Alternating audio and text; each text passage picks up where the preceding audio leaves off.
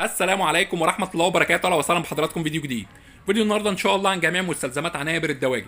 يوجد بفضل الله جميع مستلزمات عنابر الدواجن والغرف المنزلية.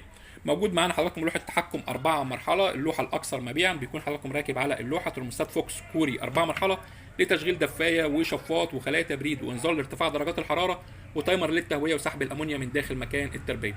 التايمر حضراتكم شغال على نفس الشفاط اللي شغال على الترموستات، يعني نفس الشفاط بياخد امرين، امر من الترموستات في حاله ارتفاع درجات الحراره والامر الثاني من التايمر في حاله التهويه وسحب الامونيا من داخل مكان التربيه. يعني حضراتكم الشفاط شغال على الاثنين من غير ما يحصل معانا قفل او يحصل معانا مشكله.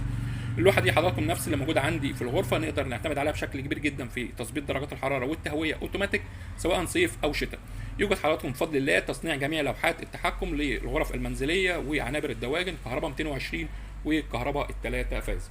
موجود كمان حضراتكم جميع مقاسات الفانات، طبعا الفانات حضراتكم بنستخدمها في عنابر الدواجن لتقليب الهواء لتجانس درجات الحراره، كمان بنستخدم الفانات لرشاشات الرطوبه. موجود حضراتكم من اول مقاس 12 في 12 لحد اكبر مقاس ال 20 في 20. موجود كمان حضراتكم جميع مقاسات الشفاطات الاتحاد الاوروبي اللي دايما بنصح بيها في التربيه. من ناحيه العمر الافتراضي شفاطات الاتحاد الاوروبي طويل جدا، كمان بنستفيد بيها بشكل كبير جدا في الصيف، بتقلل معانا من درجات الحراره بالنسبه لخلايا التبريد. موجود معانا من اول المقاس ال 30 في 30 40 ال 50 لحد اكبر مقاس ال 80 في 80. طبعا حضراتكم الشفاطات الاتحاد الاوروبي بيكون على رمان بيل ملف نحاس، عمر افتراضي طويل جدا. كمان الشفاطات الاتحاد الاوروبي بيكون ليها صيانه، لا قدر الله لو حصل اي حاجه في الشفاط نقدر نصلح الشفاط مره ثانيه. موجود كمان حضراتكم مفتاح السرعات عن تجربه لسنوات طويله. المفتاح امن جدا على الشفاط من غير اي ضرر، بنستخدمه دايما لتقليل سرعه الشفاط وخصوصا في الشتاء عشان خاطر درجات الحراره ما تنخفضش معانا بشكل كبير. موجود كمان حضراتكم الارضيات المصري بديل الايطالي البيور، المتر بيكون 4 قطع، موجود بفضل الله باي كميه. موجود كمان حضراتكم العلافه الصاج ال 2 متر المجلفنه ضد الصدى، علافه محمله. موجود كمان حضراتكم وش البطاريه، وش 2 متر ارتفاع 40 سم 2 باب مجلفن والكتروستاتيك ضد الصدى. موجود كمان حضراتكم الدفايات الاشعال الذاتي الاوتوماتيك، دفايه بترموستات ودفايه من غير ترموستات. طبعا حضراتكم الدفايه اللي من غير ترموستات بتوصل على اللوحه، الدفايه اللي بترموستات نقدر نستخدمها من غير لوحه التحكم. موجود كمان حضراتكم مواتير الغاطس، طبعا موجود كمان معانا جميع مقاسات الفانات زي ما وضحت لحضراتكم من اول مقاس ال 12 في 12 لحد اكبر مقاس ال 20 في 20. موجود كمان علافات البطاريه اللي هي المتر البلاستيك وبخاخات التطهير وطبق التحضير. موجود كمان معانا حضراتكم جميع الغواطس، غاطس ال 100 واط والغاطس ال 90 واط وطبعا الغاطس ال 200 واط اللي بنستخدمه طبعا لخلايا التبريد.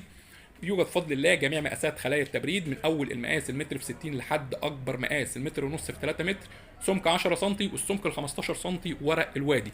ودايما بنصح حضراتكم بورق الوادي، ورق ممتاز جدا من ناحيه قوه التبريد، كمان من ناحيه العمر الافتراضي ممتاز جدا تقدر تعتمد عليه في انخفاض درجات الحراره في الصيف.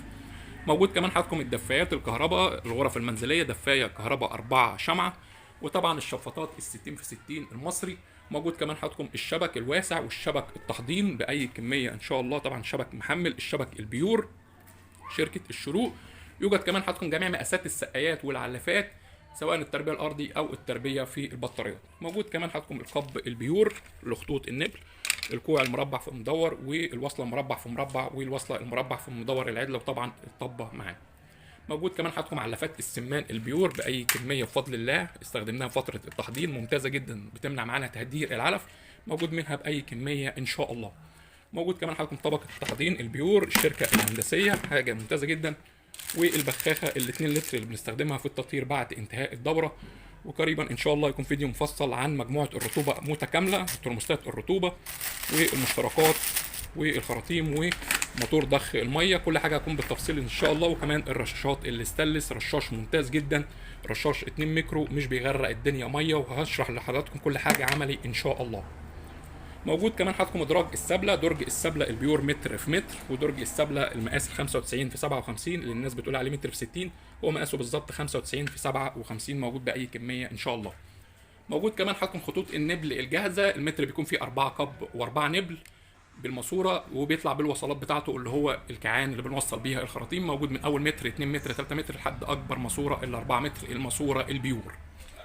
موجود كمان حضراتكم الترمومتر العادي والديجيتال، طبعا الترمومتر بنعتمد عليه بشكل كبير جدا في التربيه لمعرفه درجات الحراره والرطوبه، ده الترمومتر العادي. موجود كمان الترمومتر الديجيتال، الديجيتال طبعا حضراتكم بيكون ادق من الترمومتر العادي في قرايه درجات الحراره والرطوبه. موجود كمان حكم التايمر ال 24 ساعه اللي بنستخدمه في برنامج الاسلام او نستخدمه على الشفاط، بيكون اقل حاجه ربع ساعه للتظبيط. كده حضراتكم بالنسبه لجميع مستلزمات عنابر الدواجن كل حاجه موجوده بفضل الله، ولو في حاجه مش موجوده نقدر نوفرها لحضراتكم باذن الله.